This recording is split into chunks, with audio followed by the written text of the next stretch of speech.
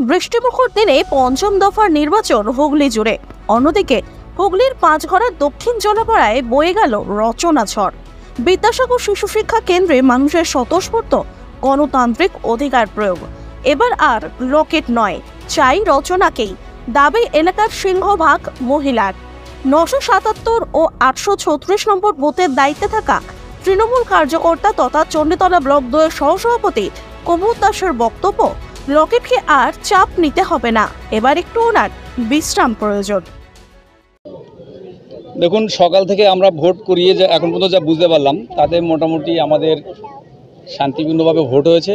এখানে কোনো ডিস্টার্বের কোনো ব্যাপার নেই। আর আমাদের প্রথম এখানে আমাদের বুথটা এসেছে এবছর, তাতে মোটামুটি আমাদের পুলিং যেটা হচ্ছে আপনার 701টাতে আমাদের আছে 74 আছে 977, সেখানে আমাদের 850-এর মতো পুলিং হয়েছে।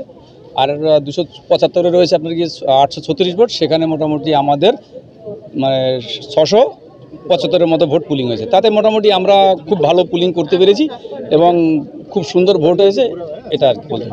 রচনার এখানে দাঁড়ানোটা কি এক্সট্রা অ্যাডভান্টেজ হয়ে গেল আজকে? একদম একদম একদম, যেহেতু আপনারা জানেন উনি মানে অনেক বড় অভিনেত্রী এবং দিদি নাম্বার 1, আপনার আমার মনে হয় এমন কোনো মহিলা নেই না দেখেন। আর সবচেয়ে বড় কথা, ওনাকে নিয়ে আমাদের একটা টেনশন ছিলেন যে একটা হাই প্রোফাইল নেত্রী কি করবে, কিন্তু আমি দেখলাম যে প্রত্যেকটা সাধারণ মানুষের সঙ্গে আমরা বারণ করা সত্ত্বেও সেখানে সে গিয়ে মিশে যাচ্ছে সাধারণ মানুষের সঙ্গে।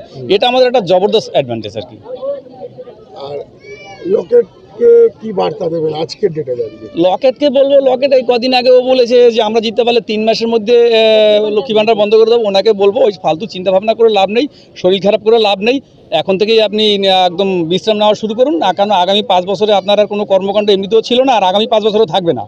আপনি রেস্ট নিন, আপনি ফালতু ওই উল্টোপাল্টা কথা বলে নিজেও গরম হওয়ার দরকার নেই, আর সাধারণ মানুষকে গরম করার কোনো প্রয়োজন নেই। বলছি 1000 টাকা লক্ষ্মী ভাণ্ডার এবং রচনা, এই দুটোই কি শুধু ফ্যাক্টর হবে এখানে জেতার জন্য? শুধু এটা বলা ভুল হবে। প্রথমত হচ্ছে এখানে মহিলাদের তো ঝড় দিদি তুলেই দিয়েছে। আর সবথেকে বড় কথা হচ্ছে মহিলাদের যে স্বনির্ভর হওয়া সেটা দিদি শিখিয়ে দিয়েছে। আর মহিলাদের ঘর থেকে বেরোনোর সুযোগ করে দিয়েছে। মহিলারা প্রত্যেকে দিদিকে চায় এবং রচনা এখানে জিতবে আশা করতে পারি। দিদির এই ঝড় আমাদের প্রত্যেকের মনের মধ্যে জাগিয়েছে এবং আগামীতে জাগাবে।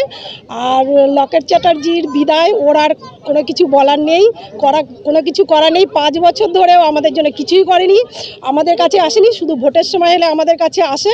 কিন্তু আশা করি রচনাদি যেভাবে আমাদের সঙ্গে মহিলাদের মিশছে এবং যেভাবে প্রতিশ্রুতি দিয়েছে যে আমাদের মহিলাদের জন্য কিছু করবে, আর দিদির তো রচনা ব্যানার্জির উপর হাত আছে, আমরা ফলস্বরূপ বলতেই পারি দিদি এই যে।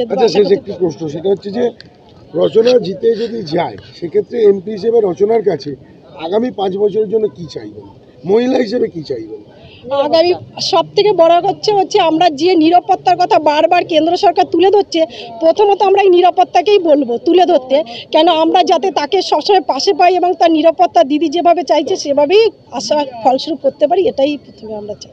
সমস্যার কথা আমরা তুলে ধরতেই পারি, কিন্তু যে আগে যেটা হয়েছে গেল, যেটা জল হয়েছিল সেই জলে আমাদের দেখা গেছে আমাদের যে এখানে যারা কাজ করছে তারা যে ড্রেনটা করে দিয়েছে, সেই ড্রেনটা করার ফলে অনেকটা জল, আগের বারে জল হয়েছে কিন্তু জলটা নেমে গেছে।